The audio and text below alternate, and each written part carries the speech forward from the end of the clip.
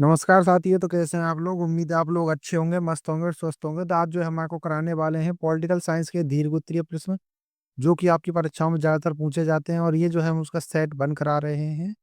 तो आइए बिना देर के वीडियो को स्टार्ट करते हैं। तो हमारा पहला प्रश्न है, दक्षिण एशिया में सार्क की भूमिका की आलोचनात्मक विवेचना कीजिए। तो दक्षिण एशिया में जो है सार्क की भूमिका की आलोचनात्मक विवेचना करनी है। तो दक्षिण एशियाई क्षेत्र सहयोग संगठन यानी कि सार्क की भूमिका की आलोचनात्मक विवेचना इस प्रकार की जा सकती है कि सार्क के सदस्य देशों के बीच राजनीतिक मतभेद की वजह से संगठन धीरे धीरे बढ़ रहा है। भारत और पाकिस्तान के बीच कश्मीर समस्या जैसे द्विपक्षीय मुद्दों को संघर्षों ने जन्म दिया है। तो ये जो है सार्क की आलोचनात्मक कुछ विवेचना है।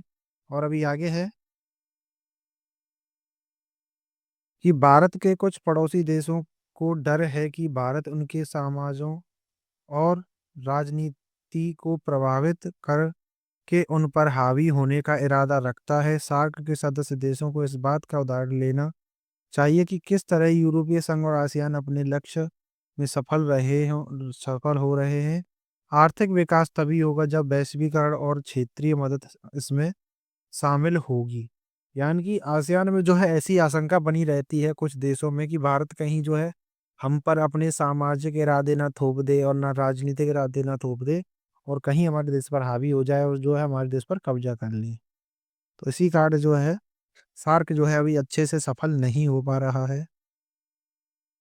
और सार्क के बारे में कुछ महत्वपूर्ण जानकारी, जिसमें दक्षिण एशियाई क्षेत्रीय सहयोग संगठन यानी कि सार्क की स्थापना साल 1985 में हुई थी। इसका मकसद दक्षिण एशिया के देशों के बीच आपसी सहयोग से शांति और प्रगति हासिल करना। सार्क के सदस्य देशों में अफगानिस्तान, बांग्लादेश, भूटान, भारत, नेपाल, मालदीव, पाकिस्तान और श्रीलंका शामिल हैं।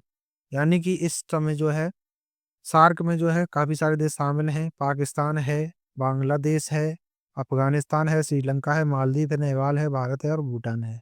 तो ये 8 देश शामिल हैं इसमें सार्क में। इसकी स्थापना हुई थी 1985 में, जो कि बांग्लादेश की राजधानी ढाका में हुई थी। तो ये भी आपको याद रखना है। अब हमारा अगला प्रश्न आता है, वर्तमान विश्व व्यवस्था के संदर्भ में संयुक्त राष्ट्र संघ की भूमिका का परीक्षण कीजिए। तो वर्तमान विश्व व्यवस्था में संयुक्त राष्ट्र संघ की भूमिका इस प्रकार है कि सबसे पहला पॉइंट आता है अंतरराष्ट्रीय शांति और सुरक्षा बनाए रखना।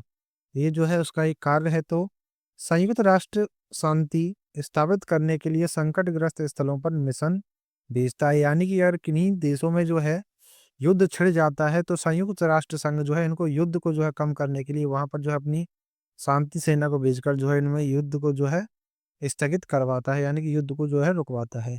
अगला आता है सामाजिक प्रगति को बढ़ावा देना। यानी कि संयुक्त राष्ट्र संघ ने नरसंहार को रोकने के लिए संधि की है। यानी कि नरसंहार का मतलब होता है आपस में भिड़ना, लड़ाई करना, एक दूसरे को मारना, यानी कि किसी भी तरह की मृत्यु वृत्यु ना होने देना। ये जो है उन्हीं को रोकने के लिए जो है संयुक्त राष्ट्र संघ जो है संधि करता है, और यानी कि सामाजिक प्रगति को बढ़ावा देता है।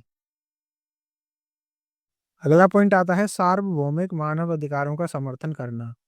यानी कि संयुक्त राष्ट्र मानवाधिकारों का समर्थन करता है और राज्यों को मानवाधिकार कानूनों की व्याख्या करने में मदद करता है। राज्यों का मतलब यहाँ पर है देश। यानी कि संयुक्त राष्ट्र संघ जो है मानवाधिकारों का जो है समर्थन करता है।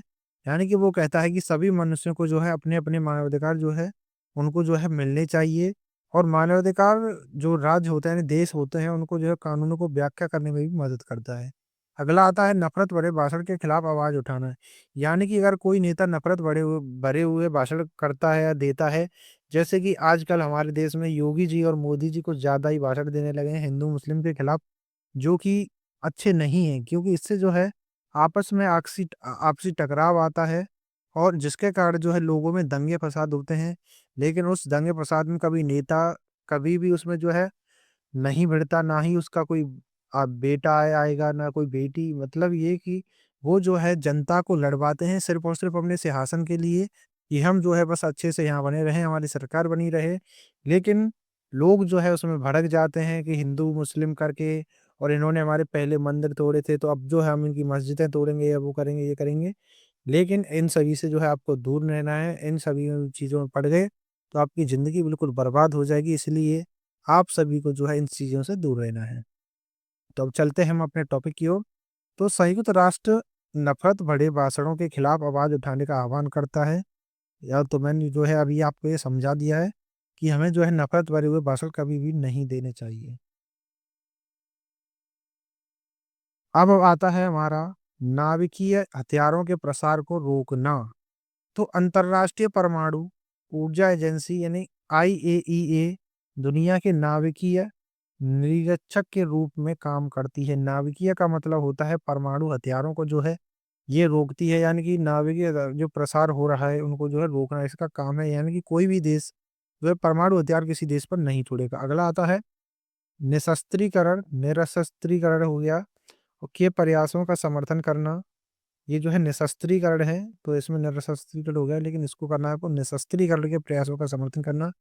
यानी कि संयुक्त राष्ट्र संघ की संधियां निरस्त्रीकरण के कारणों या प्रयासों का कानून पर आधारित है। अब हमारा अगला प्रश्न आता है भारतीय विदेश नीति की किन्हीं चार विशेषताओं का वर्णन कीजिए। तो सबसे पहली आती है राष्ट्रीय हित, यानी कि भारत की विदेश नीति में सबसे बड़ा पहला आता है राष्ट्रीय हित। तो किसी भी राष्ट्र की विदेश नीति का प्रमुख आधार राष्ट्रीय हित होता है। भारतीय विदेश नीति के निर्धारण में भी इस तत्व का विशेष महत्व है। भारतीय विदेश नीति में राष्ट्रीय हित के महत्व को स्पष्ट करते हुए विदेश नीति के सर्जनकर्ता कहे जाने वाले भारत के प्रथम प्रधानमंत्री पंडित जवाहरलाल नेहरू का मत है कि हम चाहे कोई भी नीति निर्धारित करें, लेकिन देश की विदेश नीति से संबंधित की गई चतुरता राष्ट्रीय हित को सुरक्षित रखने में ही निहित है। अब हमारा अगला पॉइंट आता है सेकंड, गुट निरपेक्षता की नीति। तो गुट निरपेक्षता अथवा असंलग्नता यानी कि असंलग्नता की नीति भारतीय विदेश नीति की प्रमुख विशेषता है। स्वतंत्रता प्राप्ति के समय संपूर्ण विश्व दो गुटों में बटा देख भारतीय प्रधानमंत्री पंडित जवाहरलाल नेहरू ने नव स्वतंत्र राष्ट्रों के लिए एक पृथक सिद्धांत का प्रतिपादन किया, जिसके अंतर्गत नवे यानी कि नए स्वतंत्र राष्ट्रों द्वारा दोनों गुटों से पृथक रहने की नीति को अपनाया और गुटों से पृथक रहने की इस नीति को गुट निरपेक्षता की नीति के नाम से जाना गया।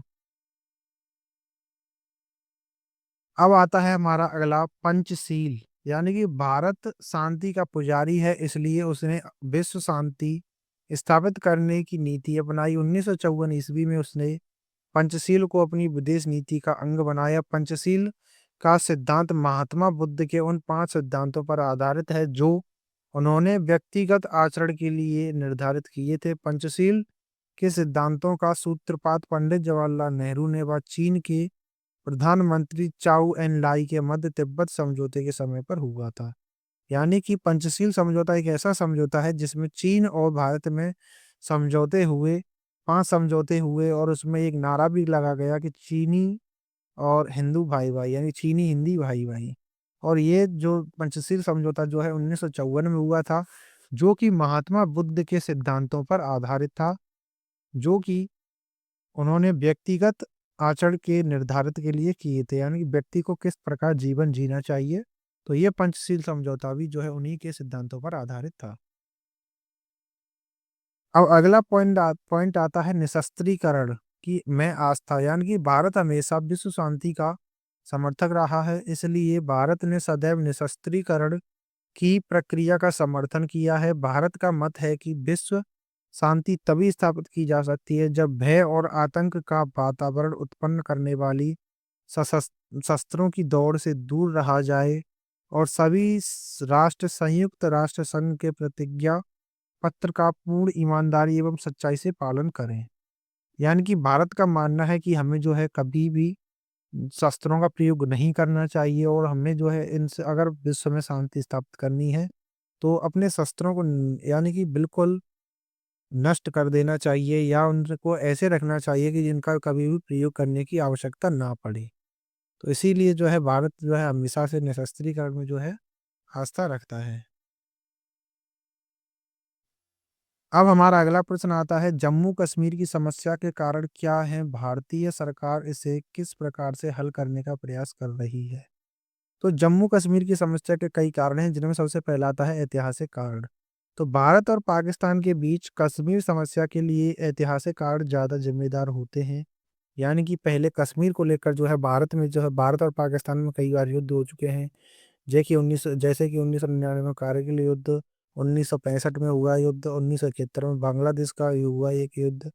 ये जो और लेकिन 1971 का जो बांग्लादेश के लिए युद्ध हुआ था वो कश्मीर की समस्या नहीं है, लेकिन फिर भी बांग्लादेश जो है कश्मीर की समस्या पर जो है भारत पर आतंकवादी हमले करवाता रहता है।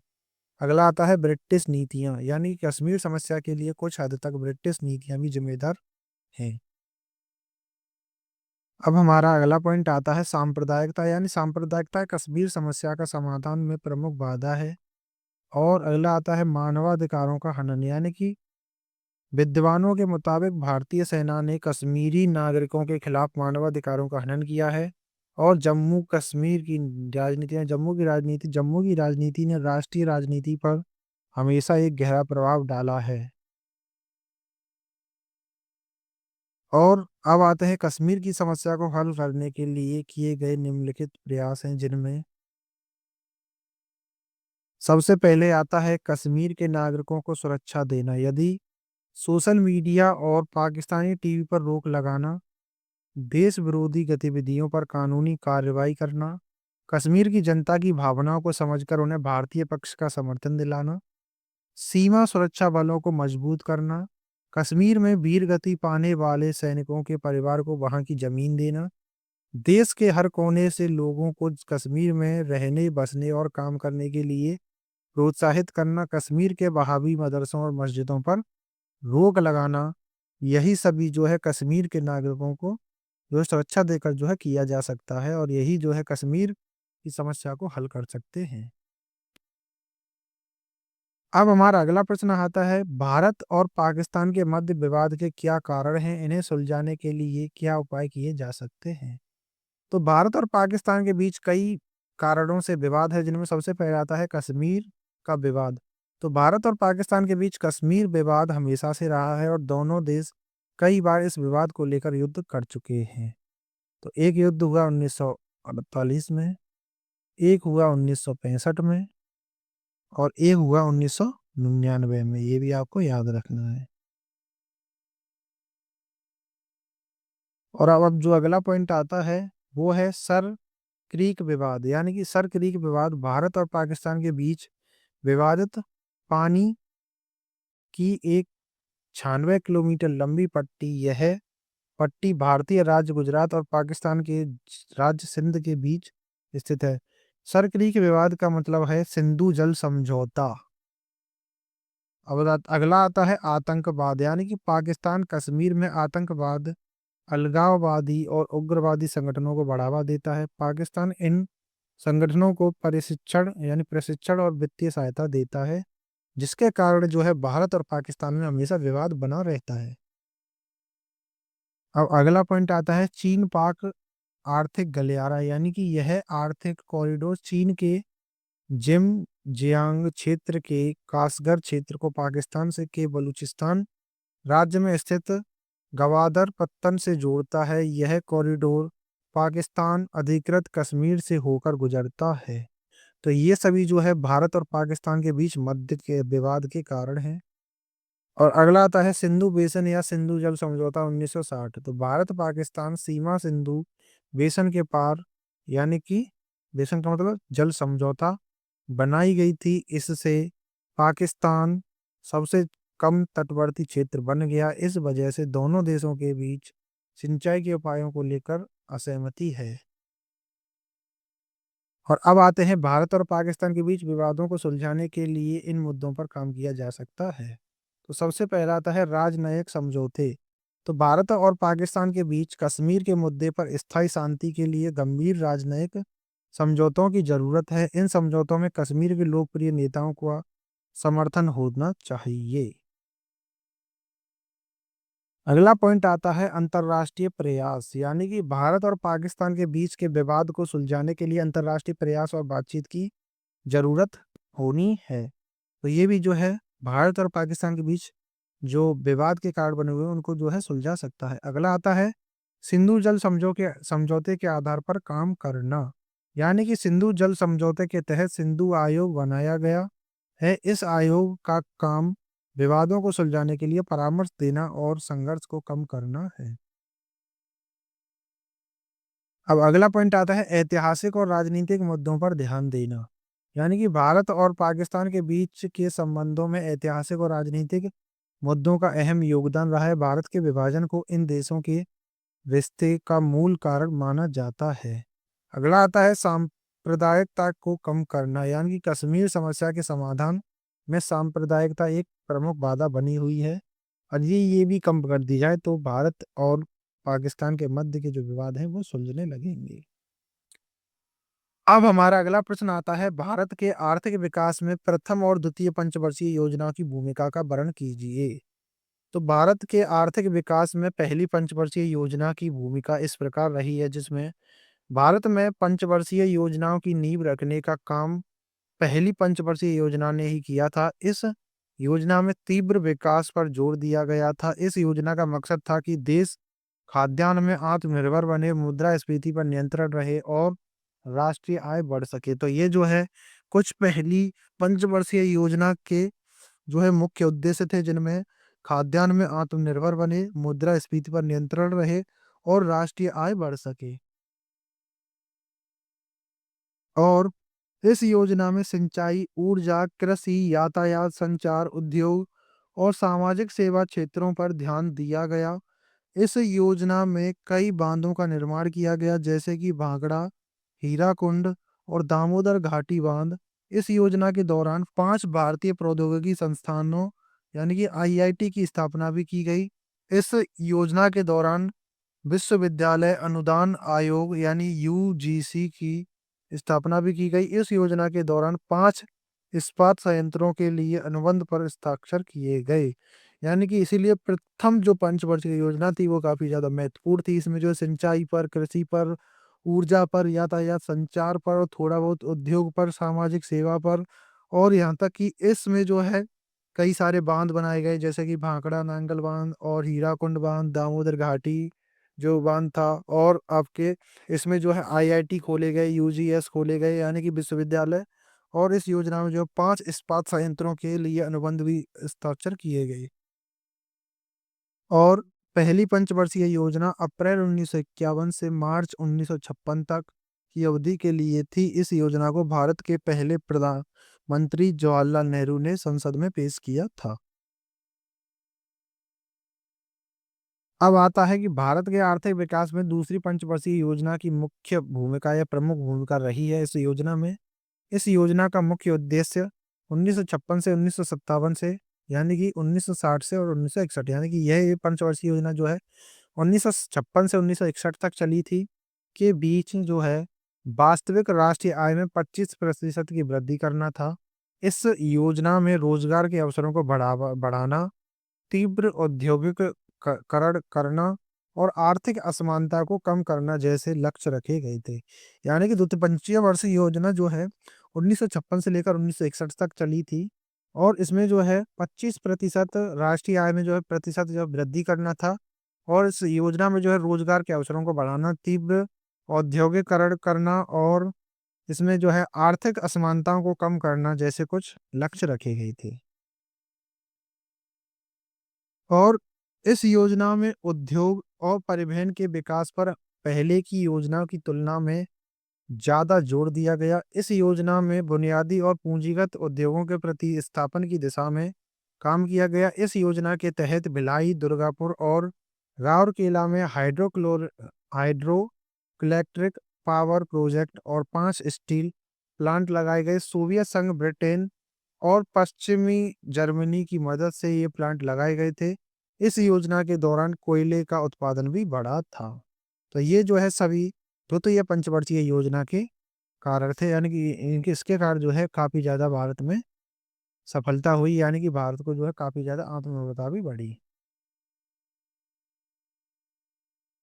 तो अब जो है ये हमारी वीडियो यहीं पर समाप्त होती है। अगर आपको वीडियो पसंद आई है तो प्लीज वीडियो को लाइक कर देना, चैनल को सब्सक्राइब कर लेना और अपने दोस्तों के पास इस वीडियो को ज़रूर शेयर करना। तो मिलते हैं नेक्स्ट वीडियो में, तब तक के लिए जय हिंद, वंदे मातरम।